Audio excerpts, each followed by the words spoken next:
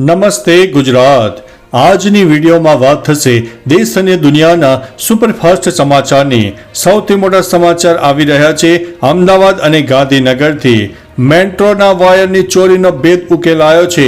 અમદાવાદ અને ગાંધીનગરમાં બનેલી મેટ્રો ટ્રેનના કેબલની ચોરીનો ભેદ ઉકેલી દેવામાં આવ્યો છે। ગાંધીનગર એલસીબીએ આંતરરાજ્ય ગેંગનો પર્દાફાશ કર્યો છે। 9 જેટલા કેબલ ચોરીના કેસોનો ઉકેલ થયો છે। મિત્રો, અન્ય મહત્વના સમાચારની વાત કરીએ તો યુજીસી નેટની પરીક્ષાની તારીખ બદલાઈ છે। યુજીસી નેટ પરીક્ષાની તારીખ બદલાઈ ગઈ છે। યુજીસી નેટની પરીક્ષા હવે 25 જૂનથી 29 જૂન વચ્ચે લેવાશે। પહેલા આ પરીક્ષા જૂનના પહેલા સપ્તાહમાં થવાની હતી, પરંતુ હવે એનટીએ તેની નવી તારીખો જાહેર કરી છે। વિષયવાર પરીક્ષાનું શેડ્યુલ યુજીસી નેટ NTA.ac.in પરથી જોઈ શકાય છે। આ વખતે કુલ 85 વિષયો માટે આ પરીક્ષા લેવામાં આવશે। પરીક્ષાનું એડમિટ કાર્ડ 10 દિવસ પહેલા જારી કરવામાં આવનારું છે। મિત્રો, અન્ય મહત્વના સમાચારની વાત કરીએ તો દેશમાં બકરી ઈદની ઉજવણી થઈ।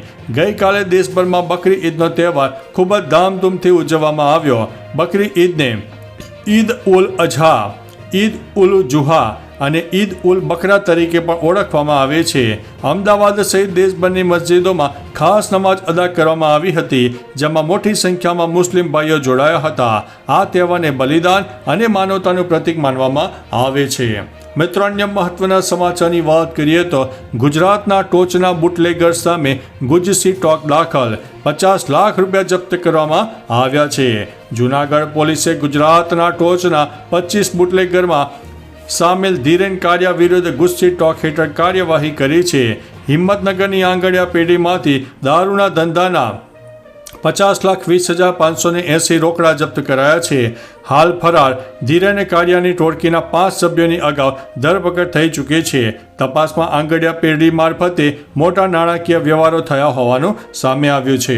મિત્રો, અન્ય મહત્વના સમાચારની વાત કરીએ તો પ્રદૂષણ સામે ને લડવા માટે એર ક્વોલિટી ઇન્ડેક્સના ધોરણો બદલાશે। દેશમાં વાયુ પ્રદૂષણનો સામનો કરવા માટે એર ક્વોલિટી ઇન્ડેક્સમાં ફેરફાર કરવામાં આવી રહ્યા છે। કેટલાક જૂના ધોરણો દૂર કરવામાં આવી શકે છે, જ્યારે નવાનો સમાવેશ થઈ શકે છે। 2015થી એર ક્વોલિટી ઇન્ડેક્સ હેઠળ 8 પ્રદૂષકો માપવામાં આવે છે। ઘણા ધોરણો હવે ઉપયોગી નથી। PM1 અને AQIમાં સમાવી શકાય છે। શીશુ અને એમોનિયા દૂર કરવામાં આવી શકે છે। નવા ધોરણો બનાવતી વખતે આરોગ્ય પર પ્રદૂષણની અસરને પ્રાથમિકતા આપવામાં આવશે। મિત્રો, અન્ય મહત્વના સમાચારની વાત કરીએ તો 12 પાકિસ્તાની સૈનિકો માર્યા ગયા। બલુચિસ્તાન લિબરેશન આર્મીએ એક નિવેદનમાં જણાવ્યું છે કે નુસ્કી, કલાત, મસ્તુંગ અને ક્વેટામાં થયેલા હુમલામાં 12 પાકિસ્તાની સૈનિકો માર્યા ગયા અને અનેક ઘાયલ થયા છે। તેમાં કહેવામાં આવ્યું છે કે નુસ્કીમાં પાકિસ્તાની સેનાના વાહન પર રિમોટ કંટ્રોલ IED હુમલામાં 9 લોકો માર્યા ગયા હતા અને કલાતમાં મંગાચારમાં થયેલા હુમલામાં 3 લોકો માર્યા ગયા છે। મિત્રો, અન્ય મહત્વના સમાચારની વાત કરીએ તો શિંદેએ આપ્યો રાજ ઠાકરેને મોટો ઝટકો। આગામી ચૂંટણી માટે રાજ ઠાકરે અને ઉદ્ધવ ઠાકરે વચ્ચે ગઠબંધન અંગે ચર્ચા ચાલી રહી છે। આ વચ્ચે મુંબઈમાં નાયબ મુખ્યમંત્રી એકનાથ શિંદે રાજ ઠાકરેને મોટો ઝટકો આપ્યો છે। મનસેના એકમાત્ર કોર્પોરેટર સંજય તુર્ડેએ શિંદેની શિવસેનામાં જોડાવાનો નિર્ણય લીધો છે। સંજય તુર્ડે થાણેમાં નાયબ મુખ્યમંત્રી એકનાથ શિંદેની હાજરીમાં શિવસેનામાં જોડાવાનું આયોજન હતું તેવા અહેવાલ હતા। આનાથી અહીં શિંદેની તાકાતમાં વધારો થશે। મિત્રો, અન્ય મહત્વના સમાચારની વાત કરીએ તો સોનાના ભાવ ગઈકાલે ઘટ્યા, ચાંદીમાં થયો ઉછાળો। શનિવારે 7 જૂનના રોજ સોનાના ભાવમાં નજીવો ઘટાડો નોંધાયો। 24 કેરેટ સોનું પ્રતિ 10 ગ્રામ 99,740 થયું છે, જેમાં પરમ દિવસની સરખામણીએ 99,760 કરતાં ઓછું છે। દિલ્હીમાં 22 કેરેટ સોનું 91,440 અને 24 કેરેટ સોનું 99,740 છે। ગુજરાતમાં 24 કેરેટ સોનું 99,640 અને 22 કેરેટ સોનું 91,340 પર ટ્રેડ થઈ રહ્યું છે। જોકે ચાંદીના ભાવમાં મોટો વધારો થયો છે। 1 કિલો ચાંદી 1,07,100 રૂપિયાએ પહોંચી ગઈ છે। મિત્રો, અન્ય મહત્વના સમાચારની વાત કરીએ તો મોટી દુર્ઘટના ટળી, રસ્તા વચ્ચે હેલિકોપ્ટરનું ઇમરજન્સી લેન્ડિંગ કરવામાં આવ્યું। કેદારનાથ જઈ રહેલા યાત્રિકોનું રસ્તા ઉપર ઇમરજન્સી લેન્ડિંગ કરવામાં આવ્યું. હેલિકોપ્ટરમાં ટેકનિકલ ખામી સર્જાતા પાયલટે સમજદારી દાખવી અને કેદારનાથ ધામના પાટા નજીક હેલિકોપ્ટરને રસ્તા ઉપર લેન્ડ કર્યું. આ દરમિયાન રસ્તાની બાજુમાં આવેલી એક ઇમારતને પણ નુકસાન થયું છે. સદનસીબે કોઈ મુસાફર કે પાયલટને નુકસાન થયું નથી. મિત્રો, અન્ય મહત્વના સમાચારની વાત કરીએ તો લાઈવ વિડીયો જોઈ લો. સગાઈના હજી 5 દિવસ થયા અને બેઠા બેઠા યુવક ઢળી પડ્યો.